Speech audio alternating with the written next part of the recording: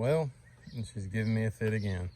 I already went through, I saw some trash in the settlement bowl, and I went through the carburetor, cleaned the settlement bowl, still wasn't running right, and used it for a little while, kind of halfway running, but I just decided it's always what it is every other time. This thing, it's these points. If you're 8-in with a front mount distributor, hitting running right, points. Just don't even worry about the carburetor. Don't even worry about the, you can clean, maybe clean the settlement bowl, but just put some points on it. Every single time. I fight this battle every year, and you can see they're out of adjustment. They're not really opening. And if you look in there, if I can get it to focus, you can see it's got a welded bead on there. Let's see, get it in there. You can kind of see it's got a welded bead on there where they've just sat there and fried. And it's pretty much every year on these things. Every year on a front mount distributor, you got to do the points. If you use it as much as I use mine, at least.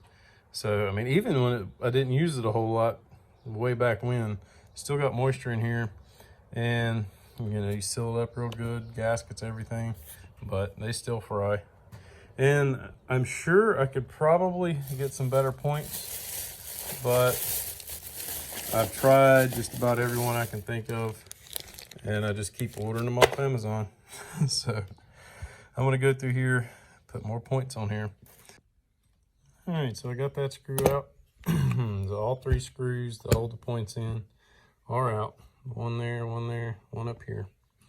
And this one right here just holds the little band over to the condenser. And I got a whole condenser and everything, so probably put a whole new condenser and all that in there. But they can be a little bit of a booger to get out. This one that kind of slides down in there, you got to pull that out just a little bit and pry it up. I already took the little Carter key. I can't remember what that's called, Carter key? Whatever it is. Took that out, and this will just lift out, and your whole points assembly will lift out. You'll have to probably kind of assemble the new one just a little bit and get it out of there. So I left this screw a little loose, and then folded this where it had a little play, and I could fold this back over where the points were touching. And now all I got to do is gonna bend this over just a touch, get it up under there. Just a smidge, should have done that a second ago. Bend that over just a smidge. And then now it's just a matter of finagling it in there with one hand.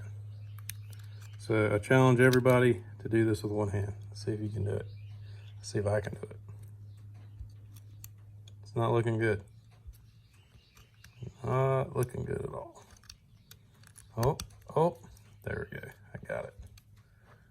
So now, just got to get this ground clamp over.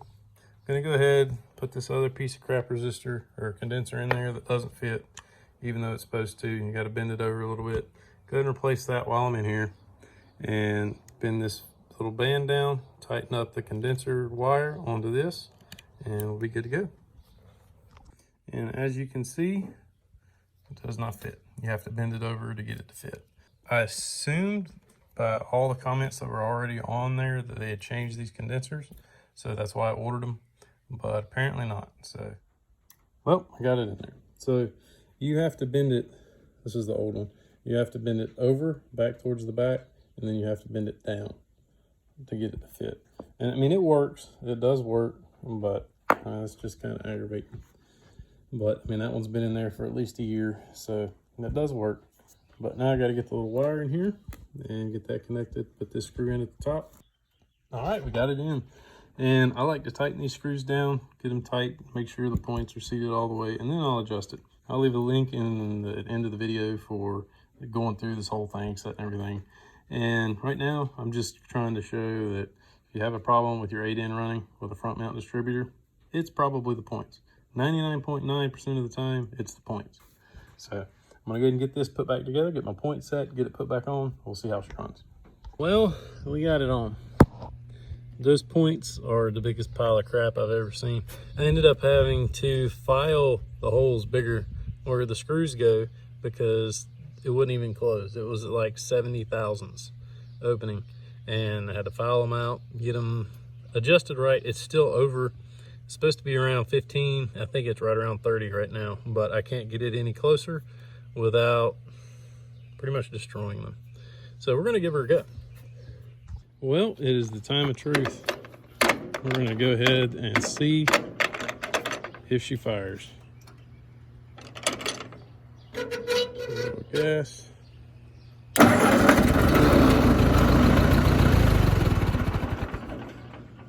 Probably flooded.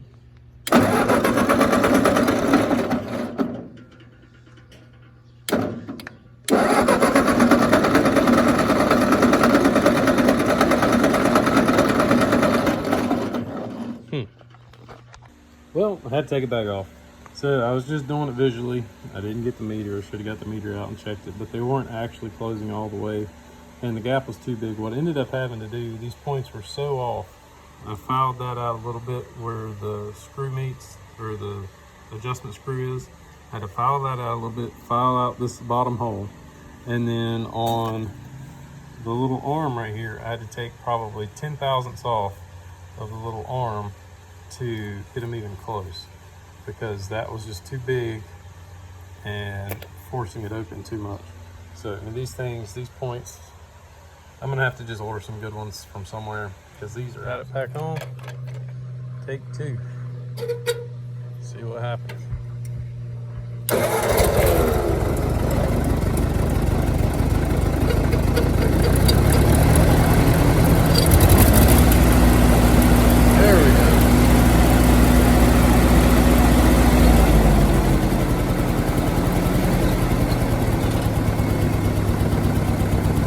Good.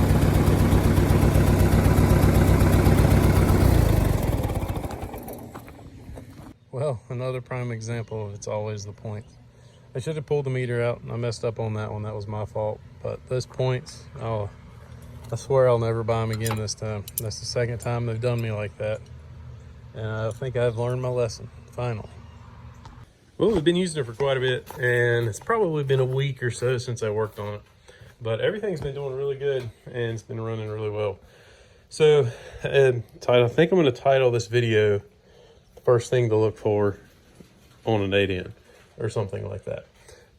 Or this is always the problem with an 8N. And I wanted to add, this is always the first thing to check on a tractor that's used regularly.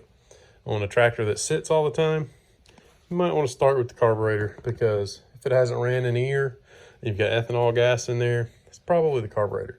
But for a tractor that is normally used every once in a while, every couple weeks, every week, points, that's it. Almost always. And it doesn't matter how many times I remember that, I try to start with that carburetor every time. I just wanted to add that in there, throw it in there. I hope you like this video. I hope it helps somebody out. Please like, please subscribe, and we'll see you next time.